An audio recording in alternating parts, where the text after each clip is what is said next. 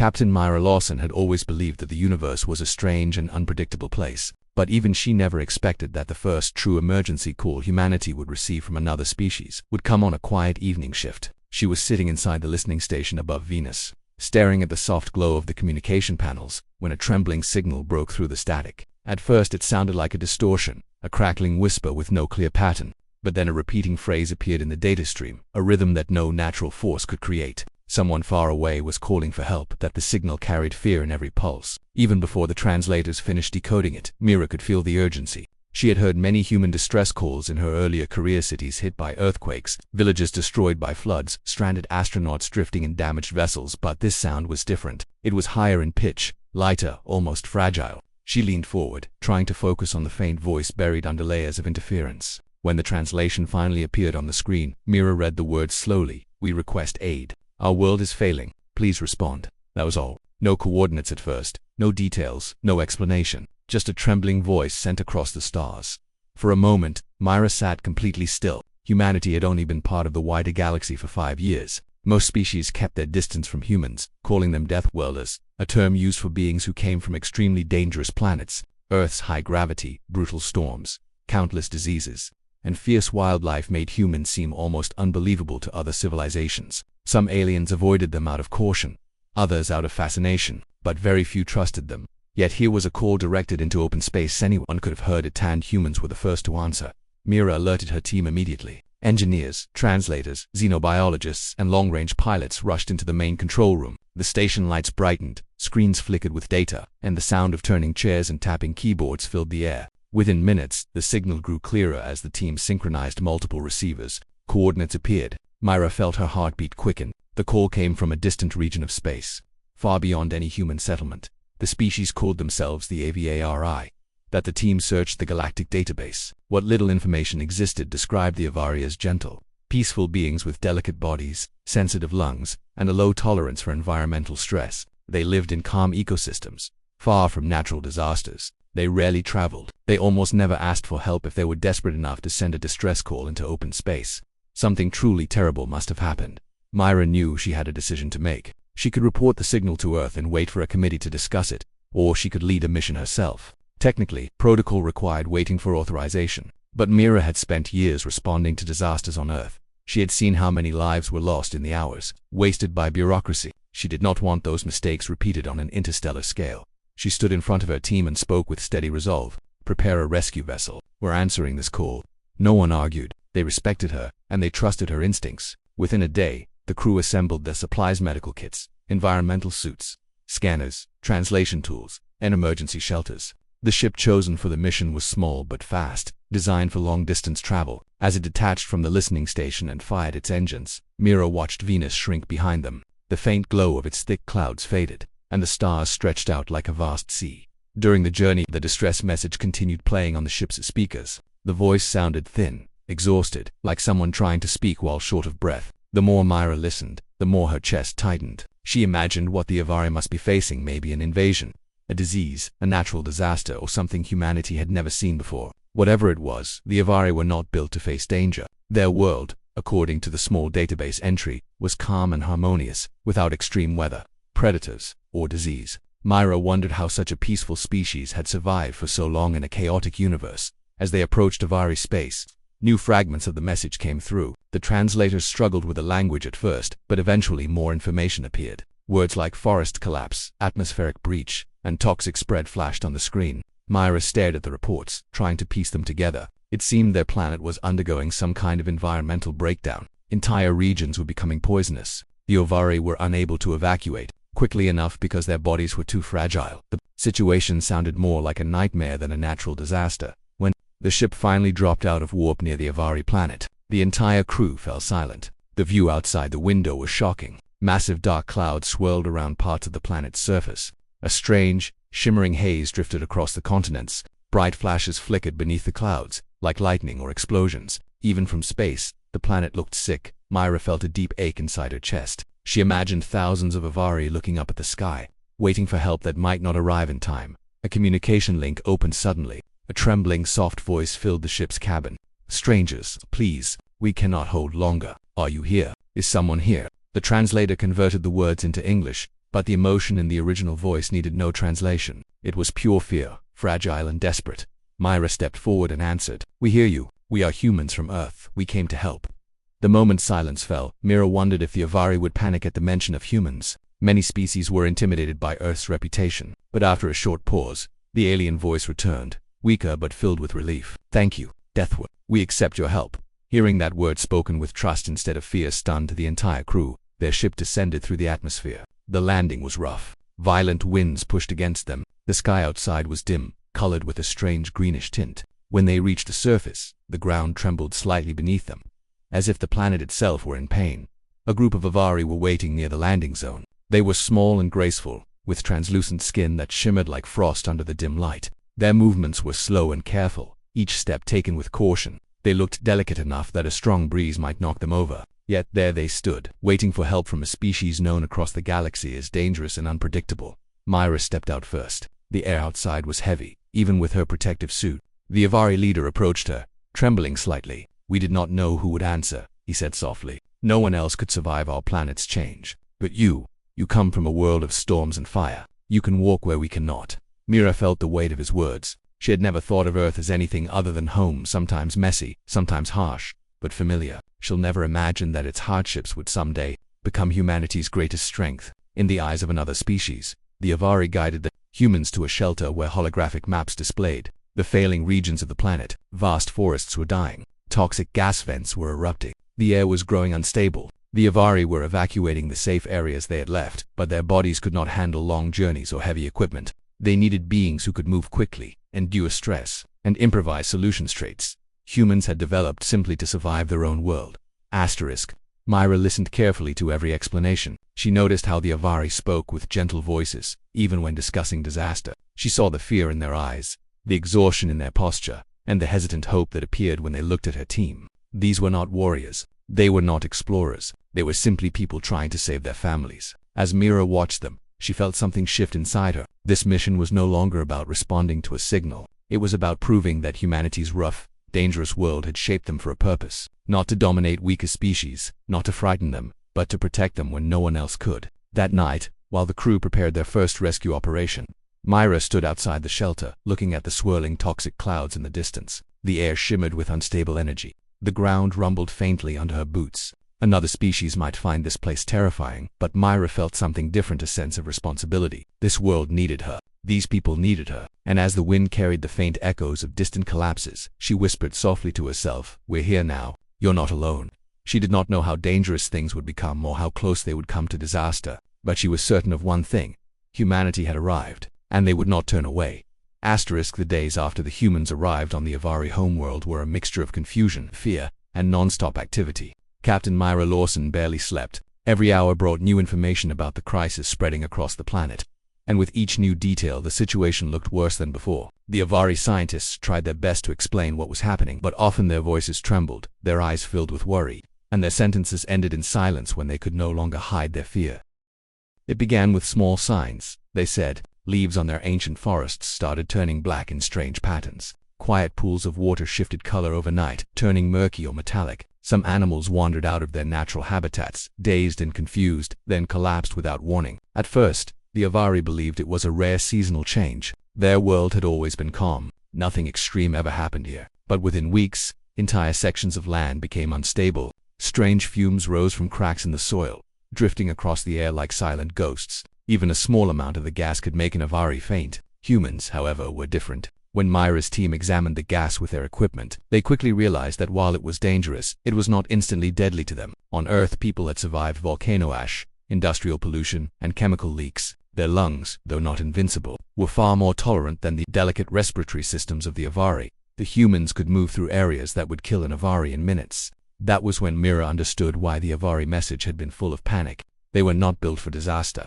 Their bodies, their culture, their entire way of life had never prepared them for something like this. The first rising challenge came during the initial field survey. Myra and her team suited up and headed toward the nearest unstable Regina, massive forest that had been turning black leaf by leaf. The trees looked as if someone had dipped them in ink. The ground was soft and warm, pulsing like a heartbeat under their boots. Every now and then, bubbles rose from the soil and burst with a faint hiss, releasing gas that shimmered in the air. The Avari guiding them stopped far from the danger zone. Their thin arms shook as they pointed toward the dying forest. "We cannot go there," one whispered. "Even our suits cannot protect us for long."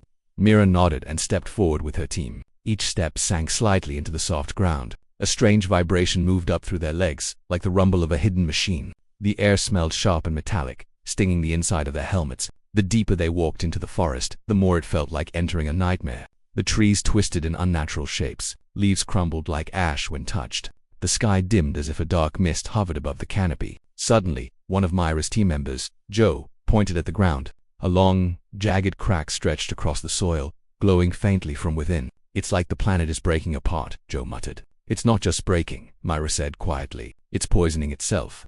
They collected samples, scanned the atmosphere, and took readings of the energy pulses coming from underground. Every piece of data painted a grim picture. Something deep beneath the planet's crust was reacting violently, releasing toxic chemicals into the air. If it continued to spread, the entire planet would become uninhabitable. When the team returned to the Avari shelter and shared their findings, the room fell silent. The Avari leaders lowered their heads. One of them, an elderly scientist with pale blue eyes, finally spoke. "We do not know how to stop it. Our world, we have never faced anything like this." Myra looked around at the frightened faces. She felt a heavy weight settle on her shoulders. She had always believed she handled pressure well, but this was different. These people were depending on her not just for rescue, but for survival. That night, the humans and Avari sat together to plan their next steps. Maps glowed with red and yellow danger zones. Dots representing evacuation shelters blinked across the screen.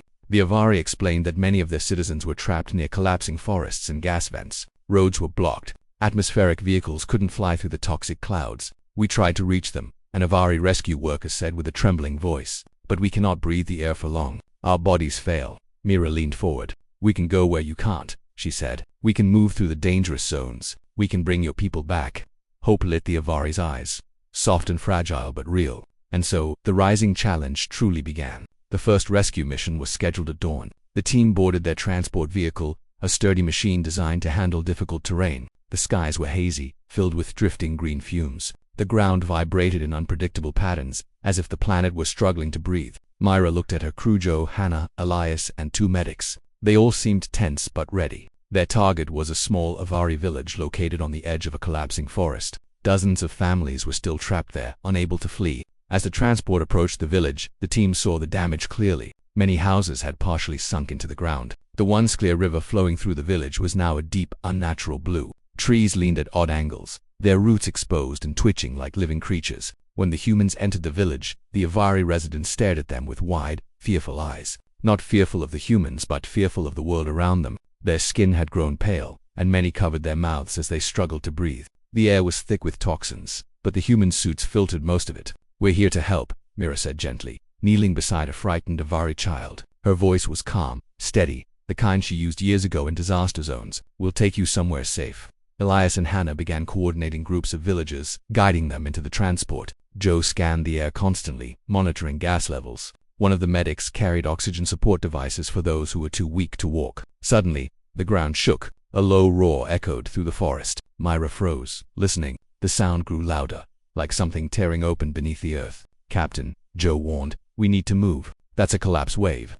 The villagers panicked. Many clung to the humans, begging them not to leave anyone behind. Mira raised her voice, strong enough to cut through the fear. "Stay together. Keep moving." They rushed toward the transport just as a massive crack split open near the tree line. Dark gas exploded upward, forming a swirling cloud. Trees fell like dominoes. The earth swallowed an entire row of houses in seconds. The last group of villagers reached the transport, but one elderly Avari collapsed halfway, too weak to move. Without hesitation, Mira ran back through the shaking ground. The gas stung her suit and fogged her visor, but she pushed forward. She lifted the frail Avari into her arms and sprinted toward the transport as the ground behind her crumbled into a pit. The doors closed just before a second explosion of gas erupted outside. The transport sped away, rattling violently as debris fell around it. Inside, the villagers huddled together, coughing and trembling. Some reached out and touched Mira's hand lightly, as if thanking her without words. When they arrived at the safe zone shelter, the Avari workers rushed forward to help the survivors. Tears flowed freely: relief, gratitude, fear, everything mixed together.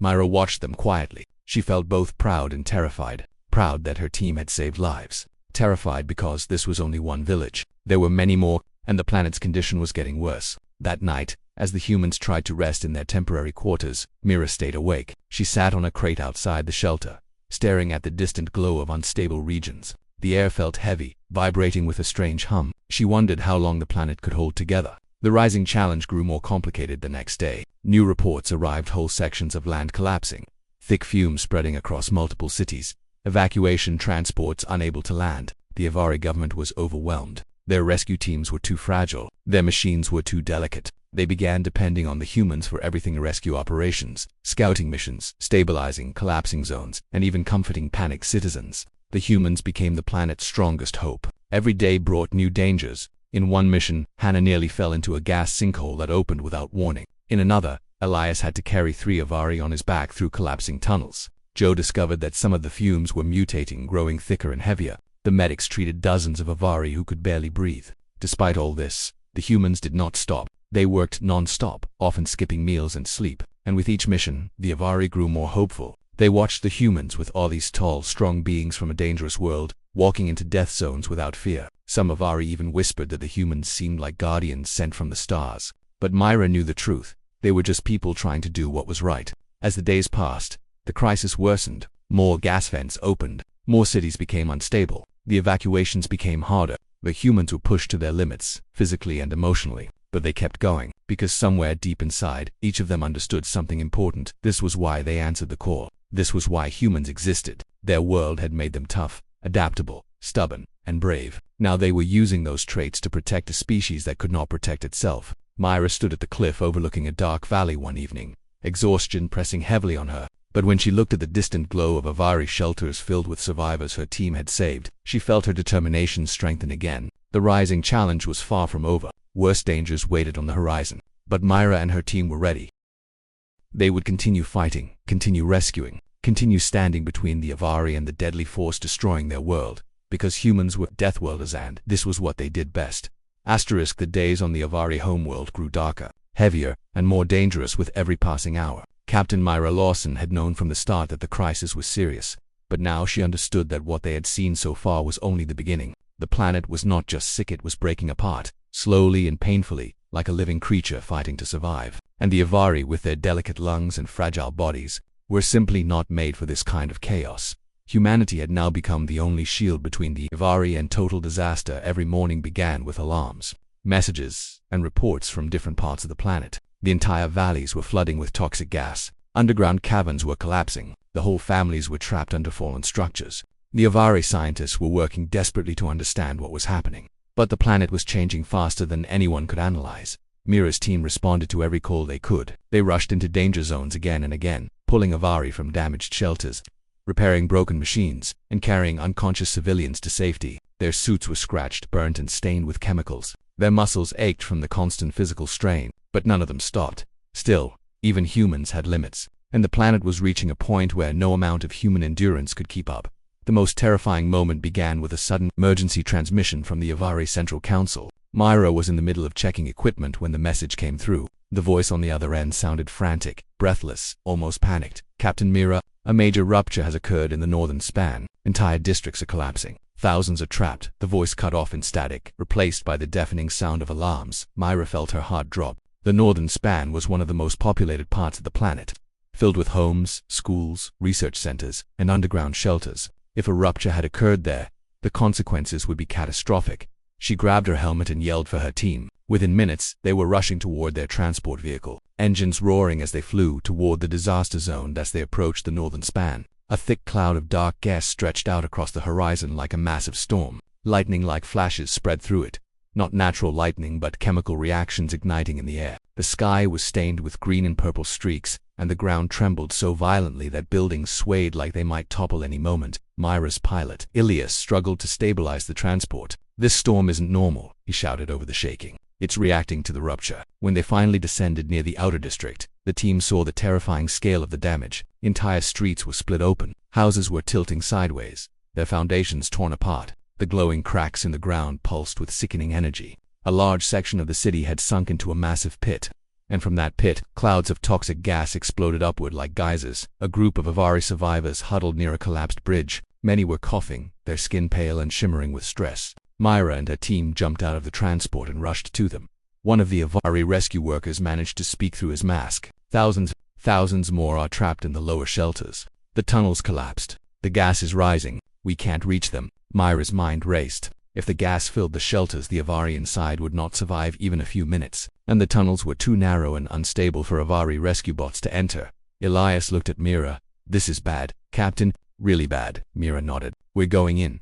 The entrance to the underground shelters was blocked by huge slabs of broken stone and metal. The gas was so thick it looked like fog made of poison. Joe checked the chemical readings in her scanner and frowned. "This concentration will knock us out if we're exposed too long." Mira tightened her suit seals. "Then we don't give it time." The team worked quickly, using cutting tools and brute force to move debris. Elias pushed aside heavy metal beams, grunting with effort. Joe used her scanner to find safe paths through the unstable rubble. Hannah and the medics kept watch on the gas levels. Finally, they created an opening large enough to crawl through. Inside the tunnels, the air was even worse. The gas swirled like living smoke, clinging to everything. The walls crackled softly with energy, as if the toxic reaction had seeped into the stone itself. The sound of distant cries echoed through the darkness. They moved carefully but quickly. Every minute counted. As they reached the first shelter door, Myra knocked hard. There was no response. She tried again. A faint, trembling voice answered from behind the metal. "We are here. Please, we can't breathe." The humans forced the door open. Inside, dozens of Avari lay on the ground, weak and gasping. The air was dangerously thin. Myra and her team immediately began lifting them, guiding some, carrying others. Hannah used portable air purifiers to clear small pockets of breathable air so the Avari wouldn't lose consciousness. But this was only one shelter. There were many more.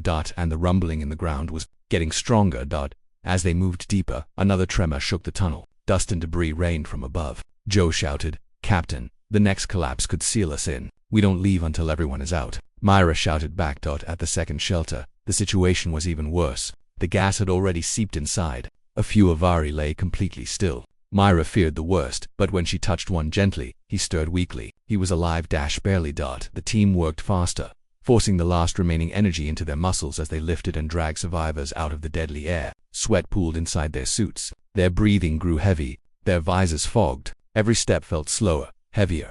By the time they reached the third shelter, the tunnel behind them was starting to collapse. Large cracks raced across the ceiling like lightning. The ground lurched beneath them, sending Elias stumbling. Mira shouted, "Hurry, this is the last group." Inside the final shelter, the Avari were terrified. Children clung to their parents. Some had fainted. Many were crying softly. Myra took the lead again, lifting to small Avari at once, but as the humans tried to guide the last few out, a thunderous crack echoed through the tunnel. A large piece of the ceiling tore free and crashed to the floor, blocking the path back. The team froze. Joe checked the map. There's no other exit. That was the only way. Panic rose inside the shelter. The Avari began trembling, their voices shaking. "We're going to die. The gas. We can't survive." Myra felt adrenaline surge through her body. She knew she had only seconds to act. She pushed her fear aside and scanned the area. Her eyes landed on a small maintenance shaft, a narrow metal tunnel, barely wide enough for a human to squeeze through. She pointed. "There, we break through that." Elias stared at the tiny shaft. "We're not gonna fit." "We'll make it fit," Myra said, grabbing a cutting tool. The team worked desperately, widening the shaft, tearing off panels, and clearing metal shards. The Avari watched with wide, hopeful eyes. Every second, the gas grew thicker. Every breath became harder. Finally, they created a hole big enough for the Avari to crawl through. Hannah guided the first group into the shaft. Joe supported them from behind. The medics carried the fainting ones. Elias helped lift anyone too weak to climb. Myra stayed at the back, helping the last child through, but just as she turned to follow, the tunnel ceiling groaned loudly. A massive crack split across the floor. A violent hiss of gas erupted behind her. The whole tunnel was about to collapse. "Hurry, Myra!" Elias shouted from the other side of the shaft. Myra grabbed the edge of the shaft and pulled herself through just as the tunnel behind her collapsed with a thunderous roar. The shockwave hit her like a punch, knocking her forward. She slid the rest of the way out, landing hard on the stable ground. Elias grabbed her arm and pulled her up. "You good?" She nodded, breathing heavily. "All accounted for," Hannah answered, her voice shaking with relief. "Everyone, we got them all." The survivors, though weak and frightened, looked at the humans with profound gratitude. Some reached out with trembling hands, touching Myra's sleeve softly, as though to thank her in their own gentle way.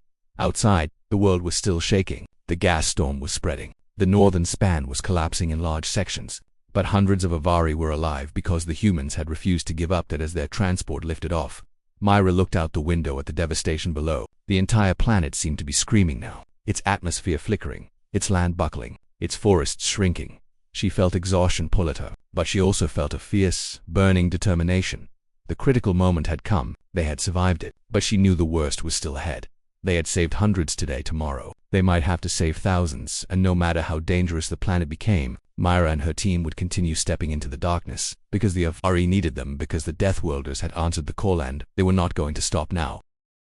The rescue mission in the northern span had pushed Myra and her team far beyond their limits. Every muscle in their bodies ached, their lungs felt heavy inside their suits, and their minds were exhausted from hours of non-stop danger. But even after saving hundreds of HFY from the collapsing tunnels, there was no time to rest. The planet was continuing to fall apart, and every moment brought a new crisis. Myra knew that sooner or later the situation would reach a breaking point, a moment where everything came together in one final test. And that moment arrived faster than she expected. It started early in the morning, when the sky above the HFY capital city flickered with strange, shifting colors. Thick poles of light shot up from the ground like glowing pillars. The air trembled with a low humming sound that vibrated through buildings and shook the trees. Most of the HFY had never seen anything like this before, and their fear spread like a wave through the city.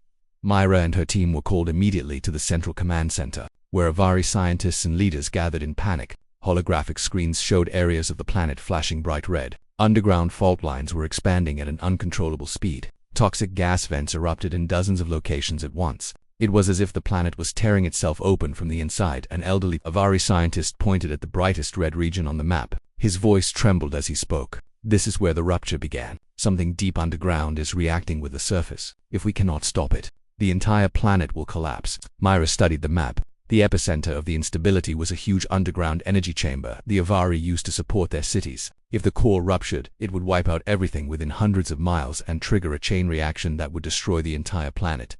"Is there any way to stabilize it?" she asked. The scientist lowered his head. "Our bodies cannot survive the atmosphere inside the chamber, and our machines fail due to the pressure and heat." Myra exchanged glances with her team. She didn't need to say anything. They all understood. Humans built for danger, for harsh environments, for impossible challenges, might be the only ones who could enter the chamber. She turned back to the scientists. "Show us the way in." Most of the HFY gasped softly. Some shook their heads in disbelief. One leader stepped forward. "Captain Myra, please. It is too dangerous, even for your kind." Myra's voice was calm and steady. "If we do nothing, your world dies. If we try, maybe we save it." There was a long silence. Then the HFY leader bowed his head. "We will guide you." The journey to the energy chamber was one of the most dangerous missions Myra had ever attempted. The path lay through underground passages filled with toxic fumes, unstable ground, and violent tremors. Even the human suits struggled to handle the pressure. One wrong step could cause a full collapse. As the team descended, the air grew hotter. A bright orange glow spread across the rock walls. The sounds around them changed from soft rumbling to thunder-like cracking. The deeper they went, the more it felt like stepping into the heart of a dying beast. Their helmets showed rising temperatures and increasing gas concentrations. Elias wiped sweat from his forehead even inside his suit. "Feels like we're walking into a furnace." Joe checked her scanner. "At this rate, our suits will reach critical limits in half an hour. Then we finish in 20, Myra said firmly. At the bottom of the passage, they reached a massive metal gate that separated the natural caverns from the artificial energy chamber. The gate was half melted from heat, glowing faintly. Myra pressed her hand to it, and her glove transmitted a warning shock. "This thing is going to give way soon," Hannah said. "We need to move fast." Elias forced the damaged gate open, using his strength and a metal rod as leverage. When it finally creaked wide enough to enter, a wave of heat rolled out, so intense that the humans staggered backward. Inside the chamber, the sight was overwhelming. A huge sphere of shimmering energy hung suspended over a churning pool of glowing material. The sphere pulsed violently, each pulse sending a shock through the ground. The air around it twisted, bending light into strange patterns. Sparks of energy arced across the room like lightning. Myra felt her heart pound. "This thing is unstable. How do we shut it down?" Joe pulled out the HFY device they had given her, a small cube covered in glowing symbols. "They said this can activate the stabilization sequence. But the console is on the far side of the chamber." The console was located on a narrow platform connected by a metal walkway that shook with every pulse of energy. The walkway was cracked in several places, some sections hanging above the swirling pool with only a few bolts left. Elias stared at it. "That thing is going to collapse if someone even breathes on it wrong." Myra took a deep breath. "We don't need to breathe on it. We run." Before anyone could argue, she stepped onto the walkway. The metal groaned under her weight. Every pulse from the energy sphere made the railing vibrate. She moved carefully at first, testing each step. Elias followed behind her, then Joe and Hannah. The medics stayed by the entrance in case something went wrong as they moved closer to the sphere. The chamber's heat intensified. Their helmets warned them again. Sweat ran down Myra's back. Her hands were slippery inside her gloves, but she pushed forward. Halfway across the walkway, a loud crack echoed through the chamber. A section of the metal floor dropped slightly, tilting to one side. Joe yelped as she grabbed the railing to avoid sliding off. "We don't have time for mistakes," Mira shouted. "Keep moving." They reached the console platform just as a violent tremor shook the entire chamber. The sphere pulsed brighter than before, sending waves of energy that almost knocked them off their feet. Joe placed the cube onto the console. It lit up instantly, glowing brighter and brighter. Symbols appeared on the screen in a rapid sequence. "It's working," she said, her voice filled with hope. But then the chamber reacted violently. The sphere expanded suddenly, growing twice its size. Energy bolts shot out from it, striking the walls and ceiling. A beam of energy hit the walkway they had crossed, completely destroying a section of it. Hannah shouted, "We're trapped." Ilias swore under his breath, "We need a new exit." Myra kept her eyes on the console. "Joe, how long until it stabilizes?" Joe checked the sequence. "It's fighting the reaction. The chamber is too unstable. The system needs manual override." Joe pointed toward a small access panel near the base of the energy sphere.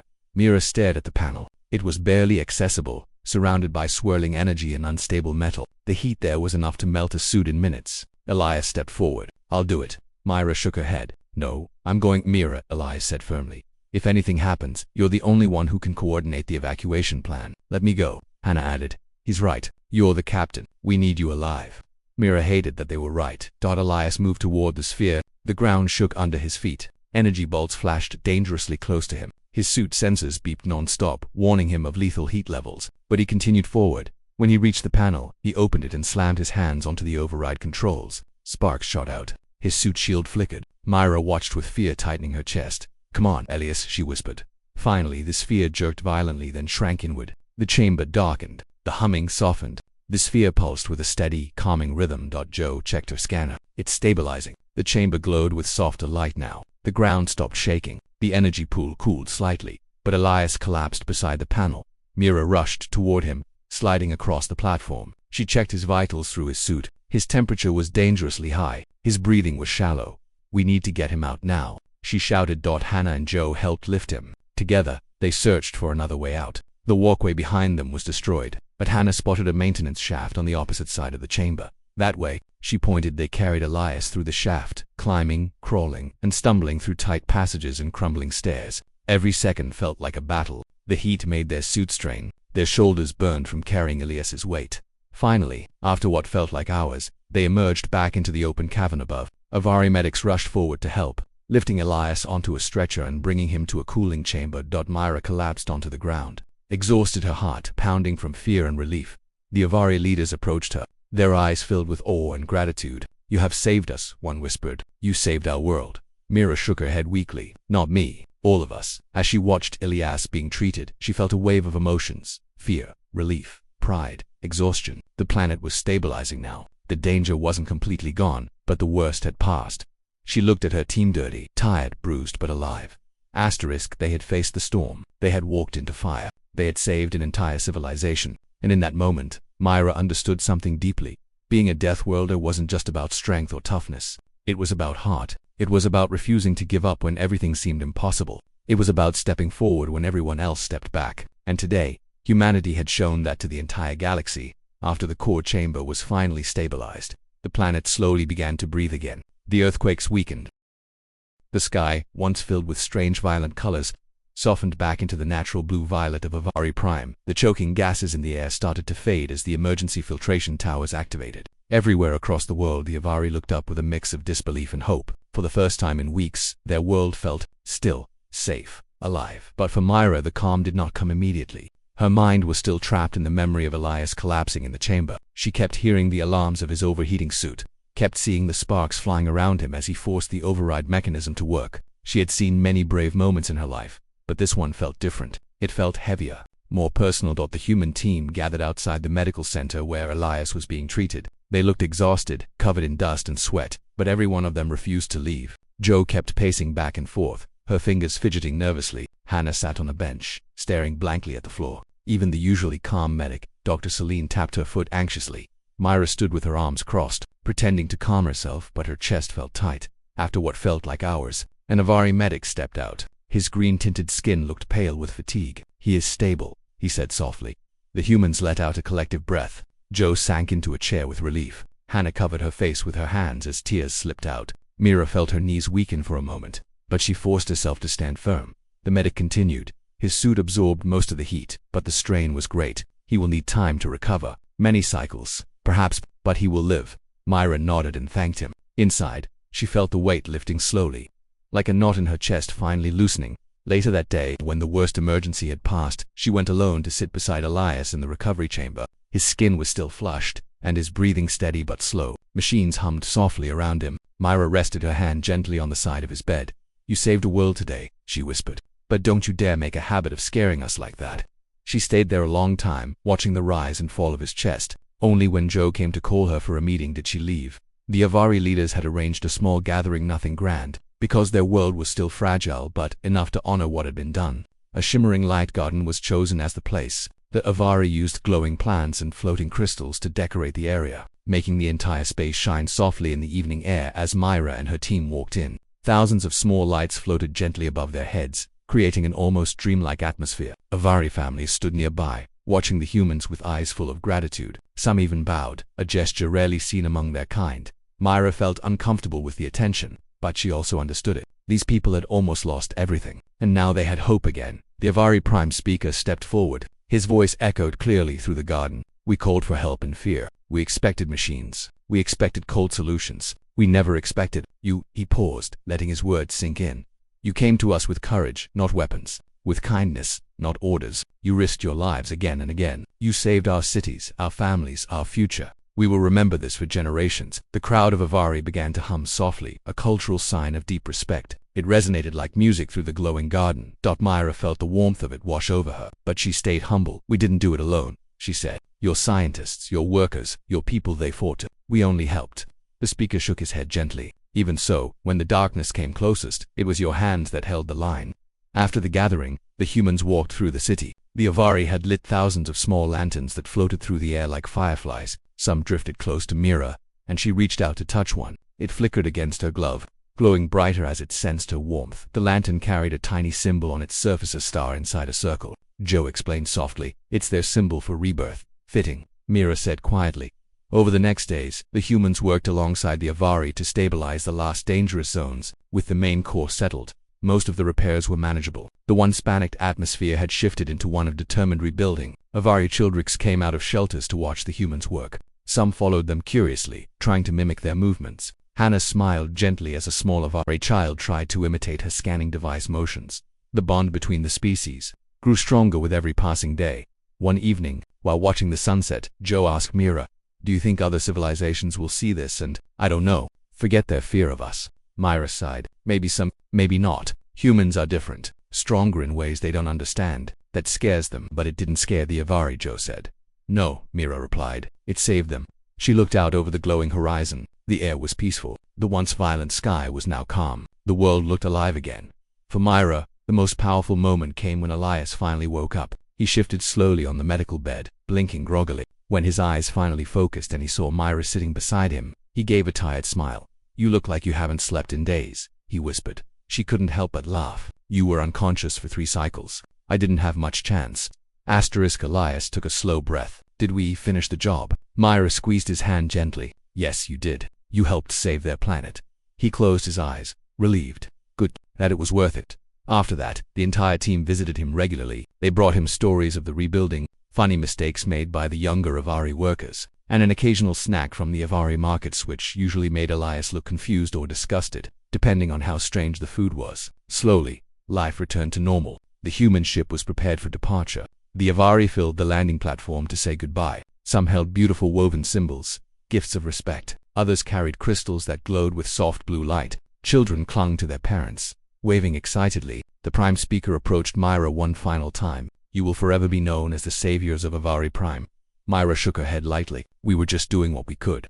"That," the speaker said, "is why you succeeded." As the humans boarded their ship, the Avari lights rose into the sky, drifting higher and higher until they looked like a new constellation forming above the world. Inside the ship, Myra took one last look through the window. Elias, now strong enough to stand, leaned beside her. "Think they'll be okay?" he asked. "Yes," she replied confidently. "They will build again. Stronger this time," he smiled. "And us? Where do we go next?" Myra looked at him, then at her team, then at the stars stretching endlessly in front of them. "Wherever someone calls for help," she said, "we answer." The ship engines glowed softly as they lifted into the night sky. The Avari lights shimmered below like a sea of stars, fading slowly as the ship rose higher. In that moment, Myra felt a deep sense of peace. They had come to a world in crisis. They had walked into fire, faced destruction, and refused to give up. And now, they were leaving behind more than a saved planet. They were leaving behind trust, friendship, and a bond formed in the heart of disaster. A bond that proved something the galaxy often forgot. Humanity may come from a dangerous world. Humanity may be strong, stubborn, wild, and unpredictable. But when the universe cries out for help, the Deathworlders always answer.